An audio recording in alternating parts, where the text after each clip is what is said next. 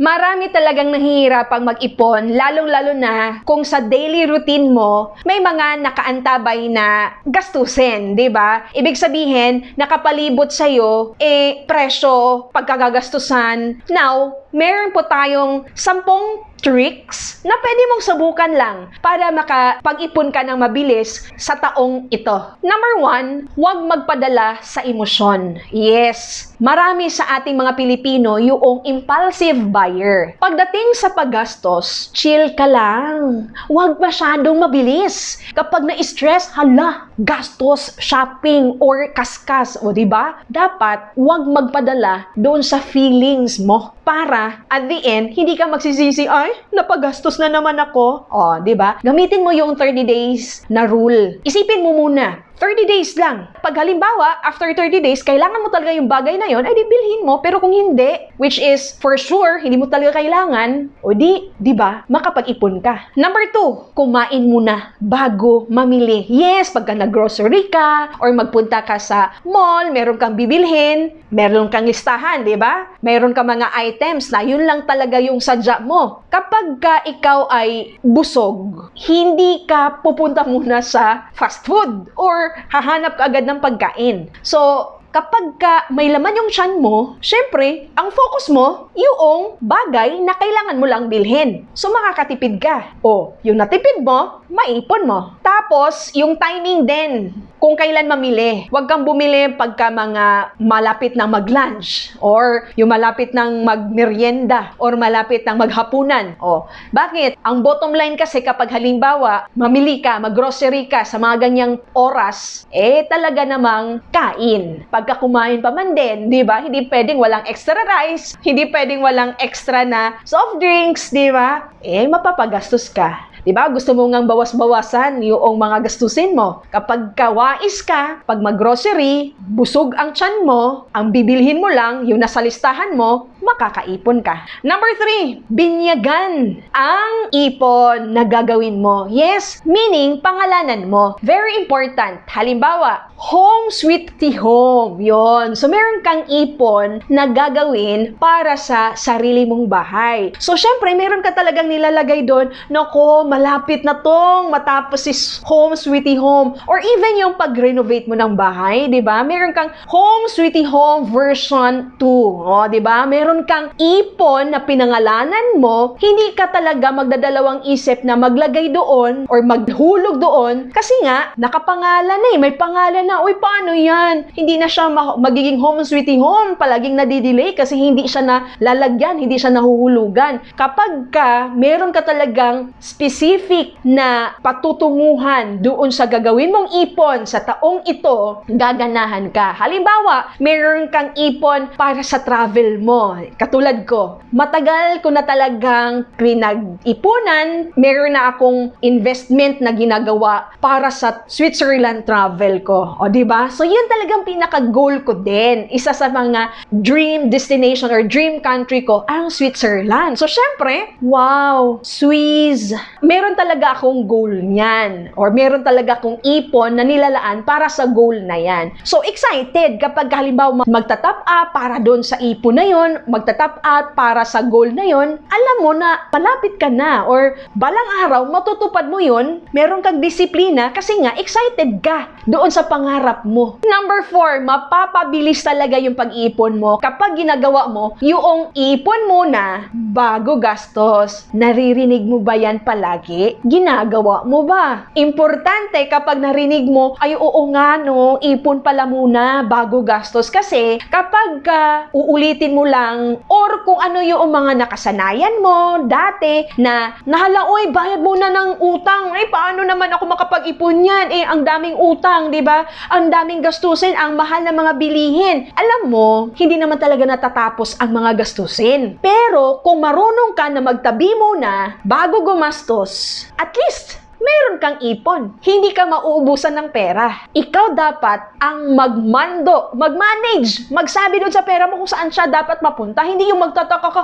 ay, 40 years years old na ako ngayon, 50 years old na ako ngayon, dekada-dekada na ako nagtrabaho, nasaan na yung pera ko, di ba? Dahil mali yung diskarte ng pag-ipon. Huwag gawing excuse na maliit ang sahod, maraming gastusin, kasi kahit na ano pa man yan, kung marunong ka talagang magtabi muna bago gumastos, then at the end, ikaw yung makikinabang dun sa nagawa mong pag-iipon. Number 5, iwasan ang mga ads. Nako, kung babad na babad ka talaga sa social media, lalong-lalo na sa TikTok, di ba? May yellow basket, mapapabili ka. Kahit hindi mo naman kailangan, di ba? Enticing yung mga ads.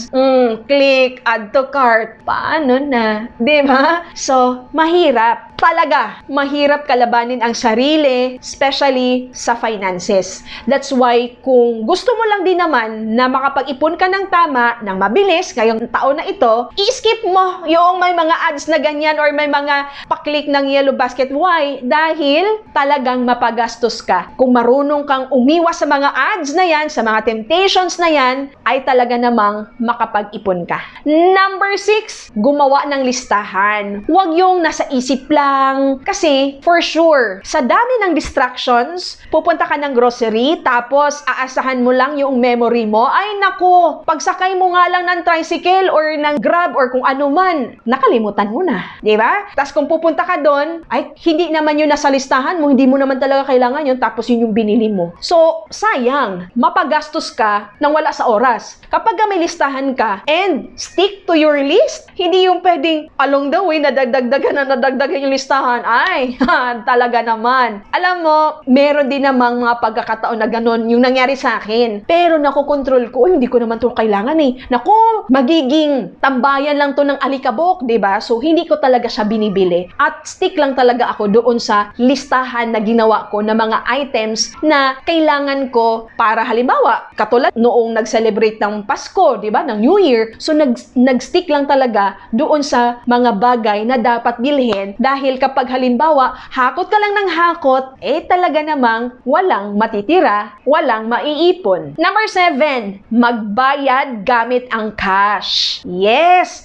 Kasi kapag halimbawa, credit card, well, ang paggamit ng credit card, maganda rin naman kung marunong ka. Pero kapag halimbawa, iniisip mo, ay, credit card na lang kasi kaskas ka, di ba? Tas wala namang nilalabas na cash pag gagamit ka ng credit card. Pero siguraduhin mo, pagdating naman ng bill, ng due date, the whole amount, bayaran mo. Kasi kapag minimum lang, dun ka, sasabit talaga. Dun ka magkaroon ng problema. Kasi maliit lang yung binabayaran mo, magcha-charge ng interest, di ba? Doon sa pinaka-principal. Tapos pag nadidelay ka pa ng bayad, imbes na makapag-ipon, ayun, nalubog sa utang dahil gamit ng credit card sa mga bagay na hindi naman talaga kailangan. Kaya kung nais mo na makaiwas ka, di ba, sa mga extra na mga gastusin, gamit ka lang ng cash. Kung magkano yung budget mo, di yun lang yung gagastusin mo para yung natira, pwede mo pang madagdag sa ipon na ginagawa mo. Tandaan, yung pinangalanan mong ipon, home sweetie home, or kung ano man yung mga pangarap na pinag-ipunan mo. Number 8, i-track ang iyong pera. Yes, may mga magsasabi na, paano itatrack? Walang ang pera diba? Walang ang income, kakapiranggot nga lang yung income, yung cash flow, itatrack pa. Kahit na, para alam mo kung ano yung pwede pang mabawas doon sa mga pinagkakagastusan mo. Kung nais mo talaga na may ipon ka, i-track mo saan ba talaga napunta yung pera mo para makapag-adjust ka at pwede kang makapag-ipon kapag nalaman mo na, ay, ito pala hindi ko kailangan. O di, ipunin mo. Number